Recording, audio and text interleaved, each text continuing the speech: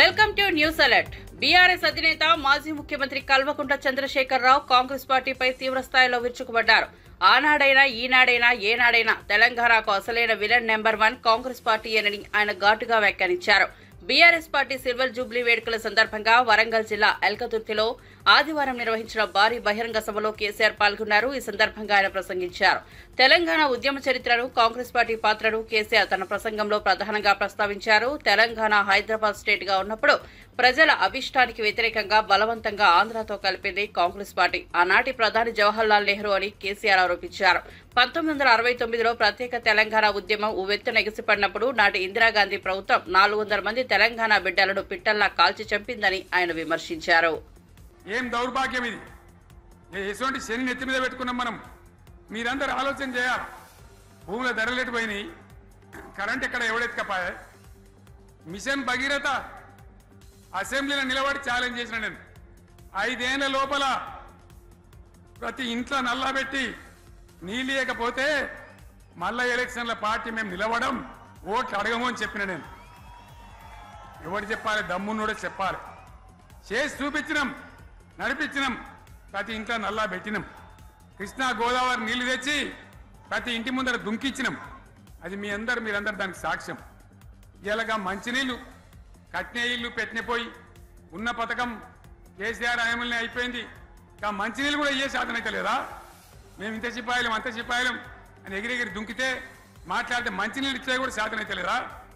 మంచినీళ్ళు పోతాయి, కరెంటు పోతుంది, వడ్లు కొనే దిక్కు లేదు. వడ్లు కొంటాను రా, కళ్ళాల కాడ 15 రోజులు వడ్లు కొనే దిక్కు లేదు, అడిగే దిక్కు లేదు.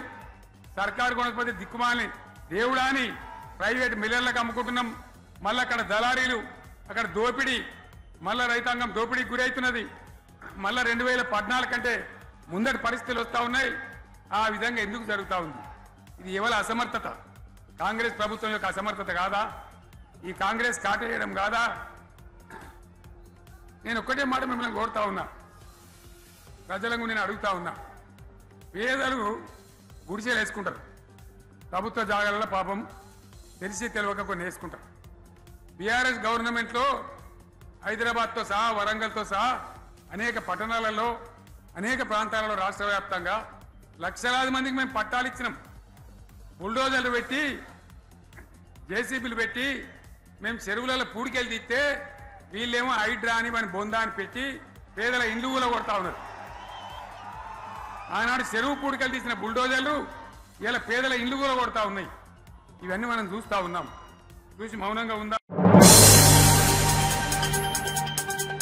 బీఆర్ఎస్ అధినేత మాజీ ముఖ్యమంత్రి కేసీఆర్ పార్టీ రజతోత్సవ సభలో చేసిన ప్రసంగంపై రాష్ట్ర మంత్రులు తీవ్రస్థాయిలో విరుచుకుపడ్డారు. కేసీఆర్ మనసంతా విషంతో నిండిపోయిందని, ఆయన ప్రసంగంలో కాంగ్రెస్ ను విలన్ గా చూపించడం తప్ప మరేమీ లేదని రెవెన్యూ శాఖ మంత్రి పొంగులేటి శ్రీనివాసరెడ్డి ఘాటుగా విమర్శించారు. మంత్రులు సీతక్క, జూపల్లి కృష్ణారావు, పొన్నం ప్రభాకర్లతో కలిసి పొంగులేటి హైదరాబాద్ లో మీడియా సమావేశంలో మాట్లాడారు. కేసీఆర్ తీరును తీవ్రంగా తప్పుపట్టారు. కేసీఆర్ ప్రసంగంలో మంచి సలహాలు, సూచనలు ఉంటాయని ఆశించామని, కానీ కడుపంతా విషం నింపుకుని మాట్లాడడం బాధ కలిగించిందని పొంగులేటి అన్నారు. నాయకత్వంలో జరుగుతుంది. అయితే కాంగ్రెస్ పార్టీని ఒక విలన్లా చూపిస్తూ ఒకటి రెండు సార్లు వారు సంబోధించారు. ముందు దాని గురించి రాష్ట్ర ప్రజలకి విన్నవించుకోవాల్సిన అవసరం ఉంది. కాంగ్రెస్ పార్టీని విలన్గా చిత్రీకరించే దాంట్లో అయ్యా గౌరవ మాజీ ముఖ్యమంత్రి వర్యులు, కాంగ్రెస్ పార్టీ తెలంగాణ రాష్ట్రాన్ని ఇచ్చినందుకు విలన్గా చిత్రీకరిస్తున్నారా? కాంగ్రెస్ పార్టీని హైదరాబాద్ తో కూడుకున్న తెలంగాణ రాష్ట్రాన్ని ఇచ్చినందుకు కాంగ్రెస్ పార్టీని విలన్గా చిత్రీకరిస్తున్నారా? ఆనాడు ఎన్డీఏ చైర్మన్ గా, యూపీఏ చైర్మన్ గా శ్రీమతి సోనియా గాంధీ గారిని దేవతగా అని పొగిడిన మీరు, తెలంగాణ రాష్ట్రం ఇచ్చిన తర్వాత మీ ఎంటైర్ కుటుంబం శ్రీమతి సోనియా గాంధీ గారికి సాష్టాంగ నమస్కారం చేసింది మర్చిపోయి ఈనాడు కాంగ్రెస్ పార్టీ తెలంగాణ రాష్ట్రం ఏదో విలన్గా చిత్రీకరించే తాపత్రయం, ఉక్రోషం, కడుపంతా విషం పెట్టుకొని మీరు మాట్లాడుతున్న తీరు చూస్తుంటే చాలా బాధ అనిపించింది.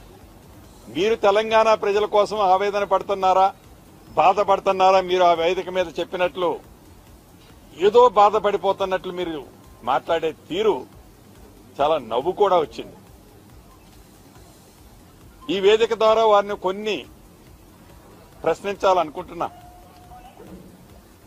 మీకు 2 పర్యాయాలు తెలంగాణ ప్రజలు తెలంగాణ భాషలో యాసలో మీరు మాట్లాడింది నమ్మి మీకు అధికారం ఇస్తే ఎటువంటి తెలంగాణని మీరు ఎలా చిత్రీకరించి ఎలా తెలంగాణ రాష్ట్రాన్ని కొల్లగొట్టారో ప్రత్యక్షంగా తెలంగాణ ప్రజలు గమనించారు. దానికి ప్రతిఫలం మొన్నటి సార్వత్రిక ఎన్నికల్లో గాని తర్వాత పార్లమెంట్ ఎన్నికల్లో మీకు వచ్చిన ఫలితాలు గాని. అంతేకాదు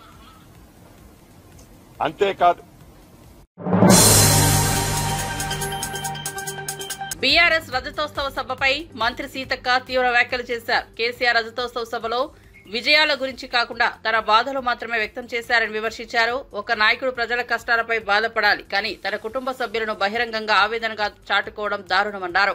అధికారం పోయిన తర్వాతే కుటుంబం చీలికలు తగాదాలు బహిరంగమయ్యాయని మంత్రి సీతక్క వ్యాఖ్యానించారు. ప్రజల సంక్షేమం గురించి కేసీఆర్ కు బాధ లేదని, కేవలం వ్యక్తిగత రాజకీయ స్వార్థం కోసం మాత్రమే కంగారు పడుతున్నారని ఆమె ఆరోపించారు. ప్రజలు ఇప్పుడు బీఆర్ఎస్ డ్రామాలకు మభ్యపడరని మంత్రి సీతక్క స్పష్టం చేశారు. నీ అంత దరిద్రంగా పోలీస్ వ్యవస్థను ఎవరు వాడుకోలే. ఫామ్ హౌస్ కాడ కాపలా పెట్టుకున్నావు. ఫామ్ హౌస్ అనేది నీ ప్రైవేట్. నువ్వు రోజు ఫామ్ హౌస్లోనే ఉంటావు. పాపం వాళ్ళు అక్కడనే కాపలా కాయాలి. ప్రజలకు రక్షణ కాదు, నీకు రక్షణ కాసే విధంగా చేసుకున్నావు. ఇది నీ పరిపాలన. ఇవాళ ఆడబిడ్డలకు బస్సు ఇస్తే నచ్చదు. పేదింటి ఇండ్లలో 500 గ్యాస్ ఇస్తే నచ్చడం లేదు. పేద కుటుంబాలకు ఇండ్లు ఇస్తే నచ్చడం లేదు. నిరుద్యోగ యువతకు ఉద్యోగాలు ఇస్తే నచ్చడం లేదు. మరి అదే విధంగా ఇండ్లల్లో గుడిసెలల్లో కరెంట్ ఇయ్యలేను ఒక్కరోజు కూడా. ఆ రోజు నేను ఉచితంగా కరెంట్ ఇచ్చినా అని చెప్తున్నా. నువ్వు సవాల్, మేము చర్చకు సిద్ధం.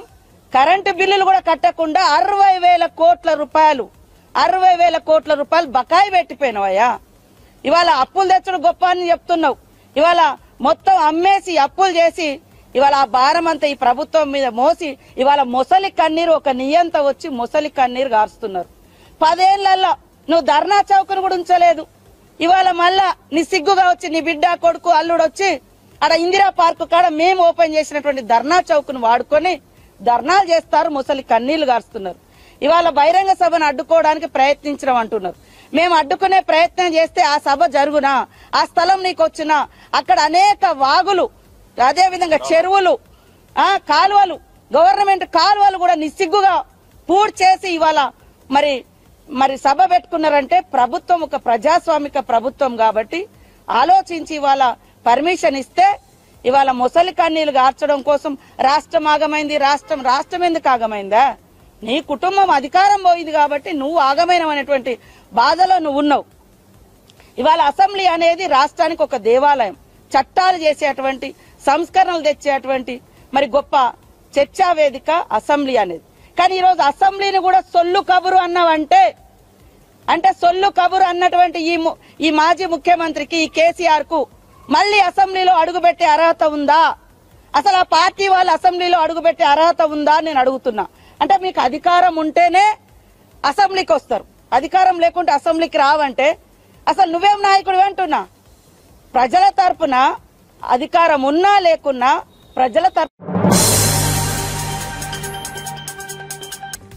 బీఆర్ఎస్ అధినేత మాజీ ముఖ్యమంత్రి కేసీఆర్ ఎల్కతుర్తిలో జరిగిన బీఆర్ఎస్ రథోత్సవ సభలో చేసిన వ్యాఖ్యలపై గోషామహల్ బీజేపీ ఎమ్మెల్యే రాజాసింగ్ తీవ్రస్థాయిలో విరుచుకుపడ్డారు. బీఆర్ఎస్ రథోత్సవ సందర్భంగా కాంగ్రెస్ బీజేపీలపై కేసీఆర్ చేసిన విమర్శలను రాజాసింగ్ తప్పుబట్టారు. కేసీఆర్ చెప్పినవన్నీ పచ్చి అబద్దాలని ఆయన కొట్టిపారేశారు.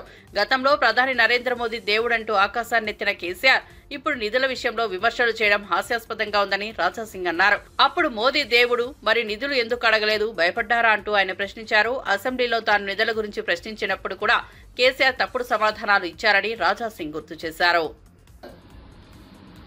దమ్ లేకుండేనా అప్పుడు భయపడ్డారా అంటే ప్రధానమంత్రి గారికి చూసే సమయంలో ఈ మాటలు మొత్తం యాద రాలేదు. కానీ బయట బహిరంగ సభలు పెడితే అంతా అబద్ధమే. కేసీఆర్ అంటే జూటా మాట. ఇది మొత్తం బ్రాండ్ మీరు క్రియేట్ చేసుకున్నారు. ఎక్స్ ముఖ్యమంత్రి గారు ఒక మంచి బ్రాండ్ని మీరు క్రియేట్ చేసుకున్నారు. కేసీఆర్ అంటే అబద్ధం, కేసీఆర్ అంటే జూటా, ఆ విధంగా ఒక మంచి బ్రాండ్ మీరు తీసుకున్నారు. ఎక్స్ ముఖ్యమంత్రి గారు, నేను అసెంబ్లీ సాక్షిగా ఒక మాట అడిగిన, అసలు కేంద్రం నుంచి ఎన్ని నిధులు వచ్చినాయి ఏదైనా హిసాబ్ చెప్తారా, వైట్ పేపర్ డిక్లేర్ చేస్తారంటే మీరే అసెంబ్లీ సాక్షిగా కూడా అబద్ధం మాట్లాడినారు. 0 వచ్చింది అని అప్పుడు కూడా మీరు అన్నారు. ఇవాళ ఈ 10 సంవత్సరాలు అంటే మీ సమయంలో 10 సంవత్సరాలు 10 లక్షల కోట్ల రూపాయలు కేంద్రం నుంచి వచ్చింది. మన తెలంగాణ ఇవాళ డెవలప్మెంట్ అయిందంటే అది కేంద్రం వల్లనే. మర్చిపోయినారా? మీరు అబద్ధం మాట్లాడవచ్చు, కానీ తెలంగాణ ప్రజలకి అన్నీ తెలుసు. ఇవాళ రోడ్డు కానీ, రైతులకి బెనిఫిట్ కానీ, ఫ్రీ రేషన్ కానీ, అన్ని విధాలుగా ఇవాళ మన తెలంగాణ డెవలప్మెంట్ అయిందంటే అది కేంద్ర వల్లనే అని జనాలకి తెలుస్తుంది. మీరు ఎంతైనా అబద్ధం మాట్లాడండి, కానీ తెలంగాణ ప్రజలు మేల్కుంటున్నారు. మీ రాజ్యం చూసినారు, అరే కేసీఆర్ వస్తే మన తెలంగాణ ఏదైనా అవుతుంది, డెవలప్మెంట్ అవుతుందని ప్రజలు మీ రాజ్యం చూసినారు. కానీ మీరు తెలంగాణ ప్రజలకి ఏమి ఇచ్చినారు? అప్పుల తెలంగాణ, మత్తు Telangana, bar and restaurant Telangana, గల్లీ గల్లీకి ఒక ఏమంటారు అది చిన్న చిన్న వైన్స్, ఆ విధంగా ఇచ్చినారు మీరు తెలంగాణ. ఇవాళ యువకులు ఎటో పోతున్నారు, ఏ మార్గంలో పోతున్నారు, మొత్తము తాగుడుకి బానిస అవుతున్నారు మన యువకులు. అది మీ వల్లనే. ఇది ఇచ్చినారు మీరు తెలంగాణకి, ఇంకా ఏమి ఇయ్యలే. అప్పుల తెలంగాణ చేసినారు. తెలంగాణ ప్రతి ఒక్క వ్యక్తి పైన అప్పు చేసిన ఎక్స్ ముఖ్యమంత్రి ఎవరు అంటే మీ పేరే వస్తుంది. జూబ్లీహిల్స్ లో తెలంగాణ సీఎం రేవంత్ రెడ్డితో శాంతి చర్చల కమిటీల నేతలు సమావేశమయ్యారు. మావోయిస్టులతో శాంతి చర్చలు జరిపేందుకు కేంద్ర ప్రభుత్వం చొరవ చూపాలని, కాల్పుల విరమణకు ప్రకటన ఒప్పించాల్సిందిగా వారు విజ్ఞప్తి చేశారు. ఈ సందర్భంగా సీనియర్ నేత జానారెడ్డి సూచనలను సీఎం రేవంత్ కు అందించారు. మావోయిస్టు సమస్య పరిష్కారానికి మంత్రులతో సంప్రదింపులు జరిపి త్వరలో నిర్ణయం తీసుకుంటామని సీఎం హామీ ఇచ్చారు. శాంతి చర్చలపై రాష్ట్ర ప్రభుత్వం సానుకూలంగా వ్యవహరిస్తోందని స్పష్టం చేశారు.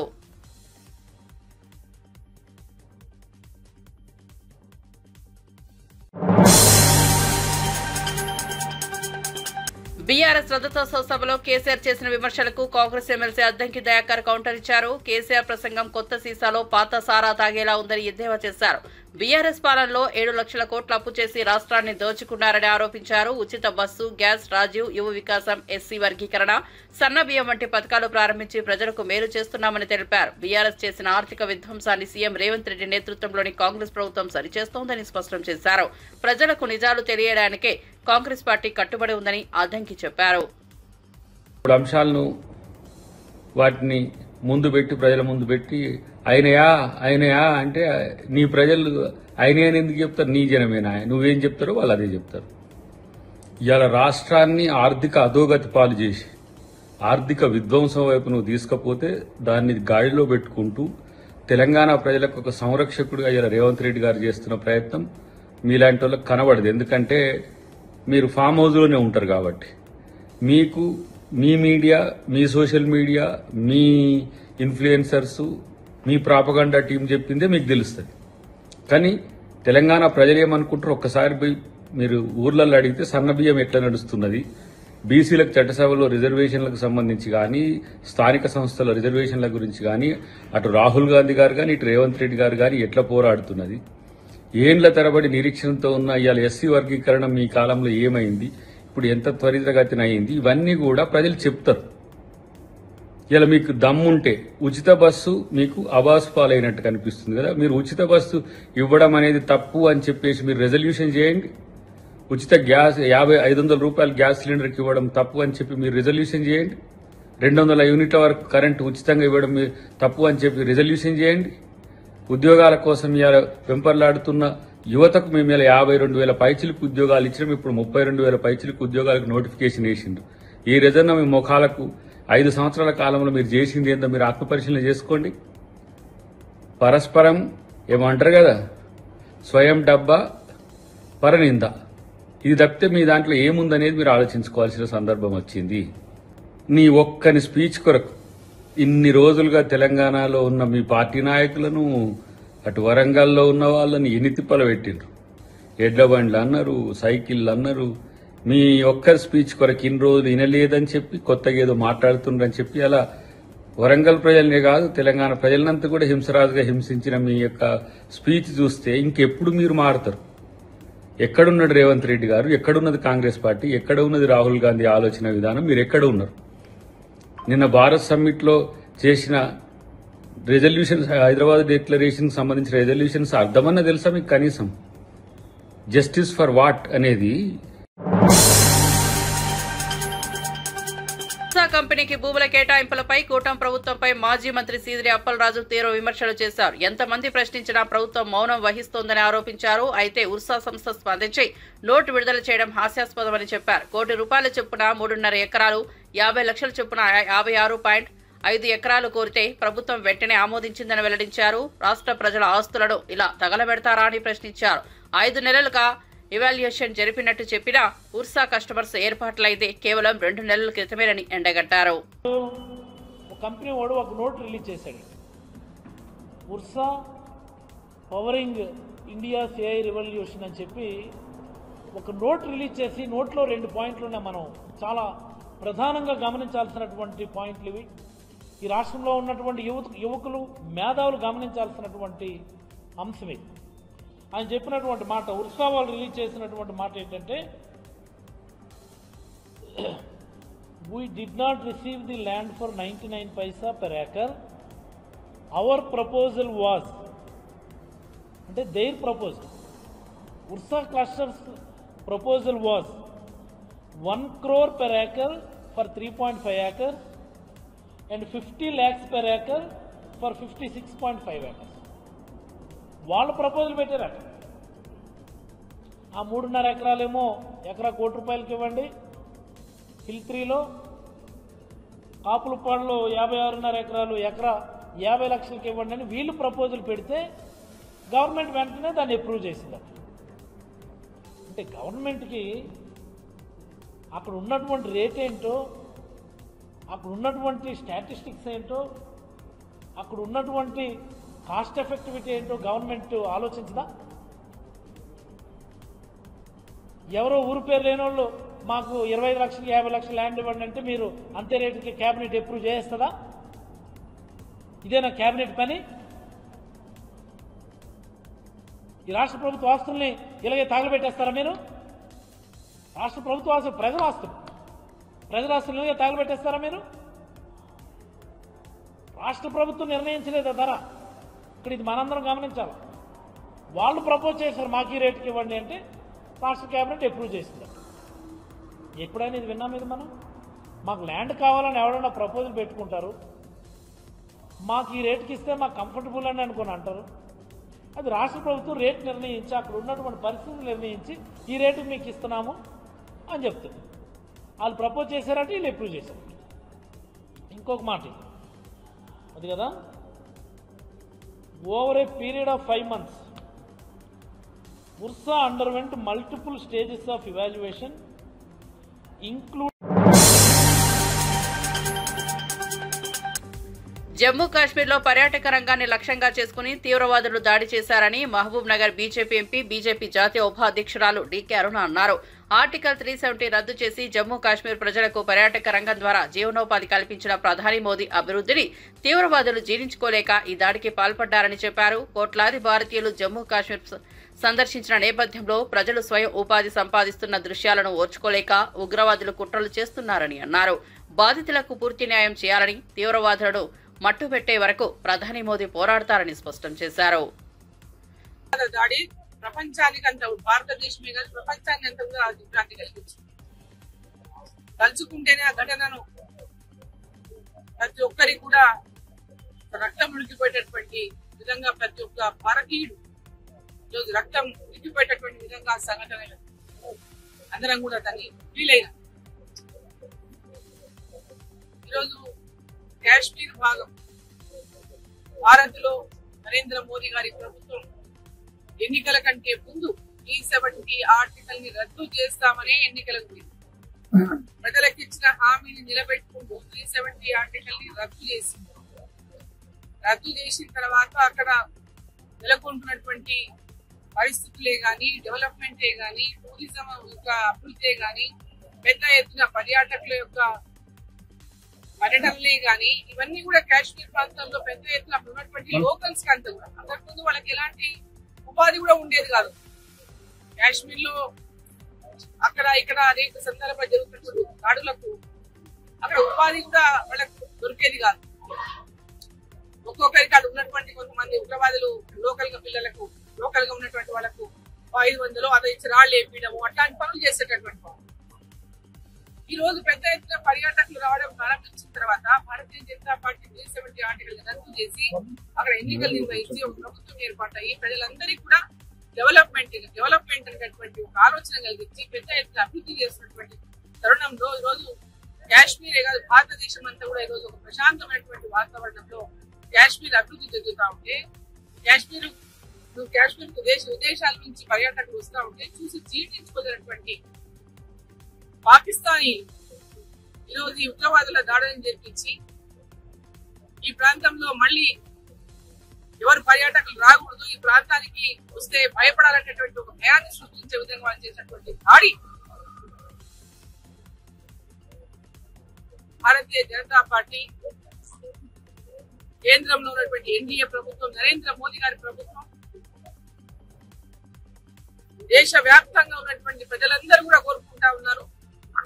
దీనికి ఈ యొక్క దాడికి ఖచ్చితంగా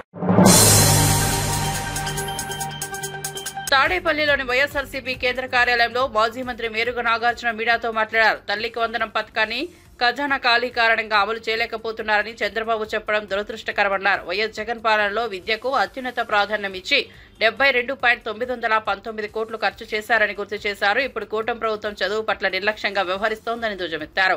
గత ఎన్నికల్లో ఇచ్చిన హామీలు మర్చిపోయారని విమర్శించారు. విద్యతో పేదరిక నిర్మూలన సాధ్యమని, కానీ చంద్రబాబు విద్యార్థులు ఉసురు పోస్తున్నారని మండిపడ్డారు.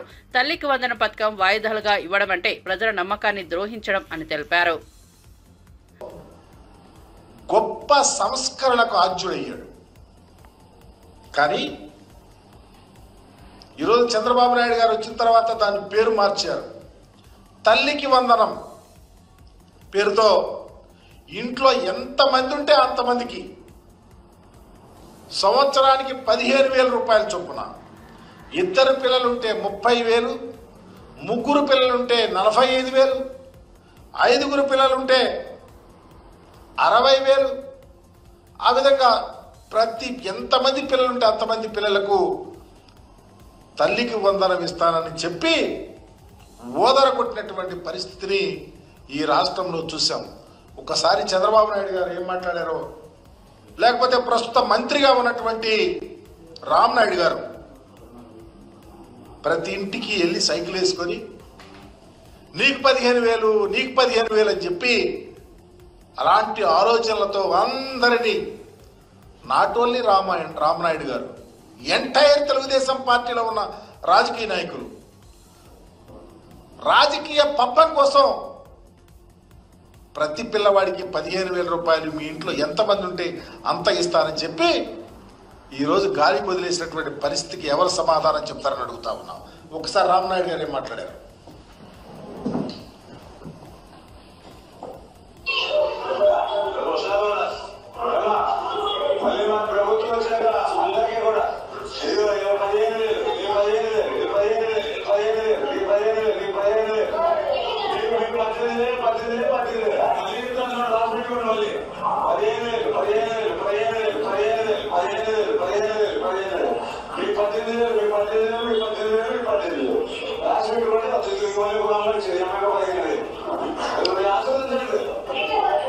ఒక ప్రక్క చంద్రబాబు నాయుడు గారు,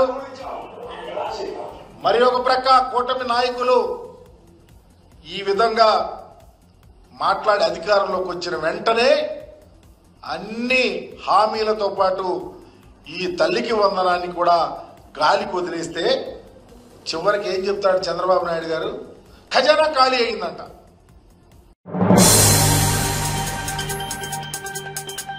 పహల్గామ్ ఉగ్రదాడి నేపథ్యంలో టాలీవుడ్ నటుడు విజయ్ దేవరకొండ తీవ్ర వ్యాఖ్యలు చేశారు. పాకిస్తాన్ ప్రభుత్వం ప్రజల అవసరాలు తీర్చలేకపోతోందని, కరెంట్, నీళ్లు లేని పరిస్థితుల్లో ప్రజలు అక్కడ తీవ్ర అసంతృప్తితో ఉన్నారని చెప్పారు. పాకిస్తాన్పై భారత్ యుద్ధం చేయాల్సిన అవసరం లేదని, వారిని వదిలేస్తే వాళ్లలో వాళ్లే కొట్టుకుని నాశనం అవుతారని అన్నారు.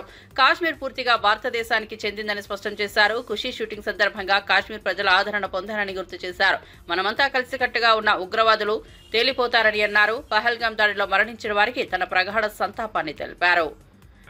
కశ్మీర్లో జరిగిన సంఘటన గురించి I just want to tell all the families that lost somebody they loved, somebody that was a parent, somebody that was a son, somebody that was a husband. I want to tell them all that we are all thinking about you. Meeru feel avtunna pain, we cannot come close to what you're feeling right now, but everyone is feeling the pain and feeling the anger, and we are all thinking of you. It shouldn't have happened, and we all stand in support of you. ఇప్పుడు కశ్మీర్లో ఇట్లాంటివి అవుతున్నాయి కదా, దానికి కూడా solution ఆ కొడుకులకి ప్రాపర్గా ఎడ్యుకేషన్ ఇప్పించి ఇట్లా బ్రెయిన్ వాష్ కాకుండా ఏం సాధిస్తారో నేను చెప్తున్నా. కశ్మీర్ ఇండియాదే, కశ్మీరీస్ మనోలే. నేను 2 years బ్యాక్ ఖుషి అప్పుడు కాశ్మీర్లో షూట్ చేసిన. నాకు ఎంత మంచి మెమరీస్ ఉన్నాయో వాళ్ళతోని. వీళ్ళు పాకిస్తాన్ వాళ్ళు వాళ్ళ మనుషులను చూసుకోలేక అక్కడ కరెంట్లు లేవు, నీళ్ళు లేవు, వచ్చి ఇక్కడ ఏం చేయాలని చూస్తున్నారో. ఇండియా పాకిస్తాన్ మీద అటాక్ చేయాల్సిన పనే లేదు. పాకిస్తాన్ వాళ్ళకే విరక్తి వచ్చి వాళ్ళ గవర్నమెంట్ మీద అటాక్ చేస్తారు. ఇట్లనే కంటిన్యూ అయితే అసలు 500 years బ్యాక్ ట్రైబల్స్ కొట్టుకున్నట్టు వీళ్ళు బుద్ధి లేకుండా, మినిమం కామన్ సెన్స్ లేకుండా చేసే పనులు. మనము we should stand united as people, love each other. India, we will, as people, we need to always move forward, stay united. Education is super key. మన ఇంట్లల్లో మనం happy ఉండి, మన పేరెంట్స్ హ్యాపీ ఉండి, మనం హ్యాపీ ఉంటేనే ప్రోగ్రెస్ అవుతాం. అందరూ హ్యాపీగా ఉండండి. I wish you all great success.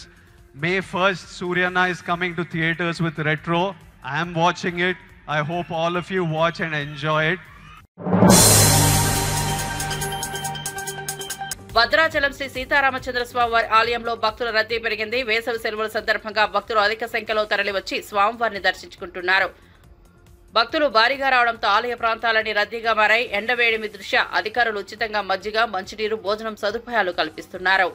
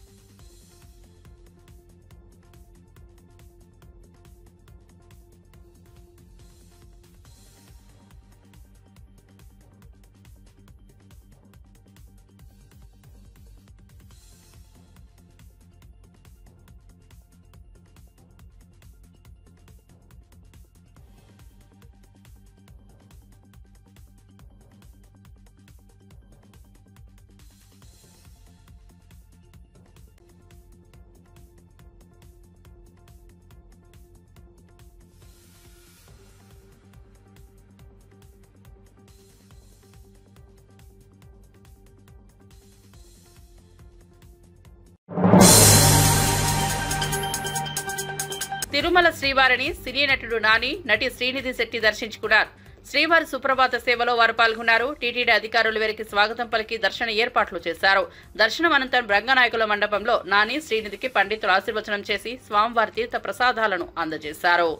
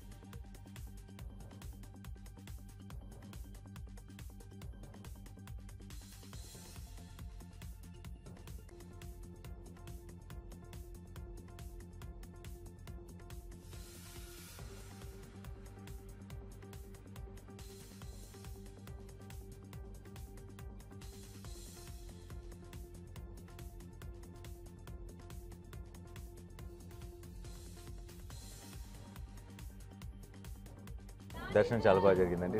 నేను రెగ్యులర్గా వస్తాను ప్రతి సంవత్సరం. అండ్ ప్రతి సినిమా ముందైతే ఇది ఒక చిన్న రిచువల్ లాగా అయిపోయింది. లేకపోతే అది ఒక చిన్న ఇన్కంప్లీట్ ఫీలింగ్ ఉంటుంది. చాలా బ్యూటిఫుల్గా జరిగింది ఈసారి దర్శనం. And I'm so happy. Thank you.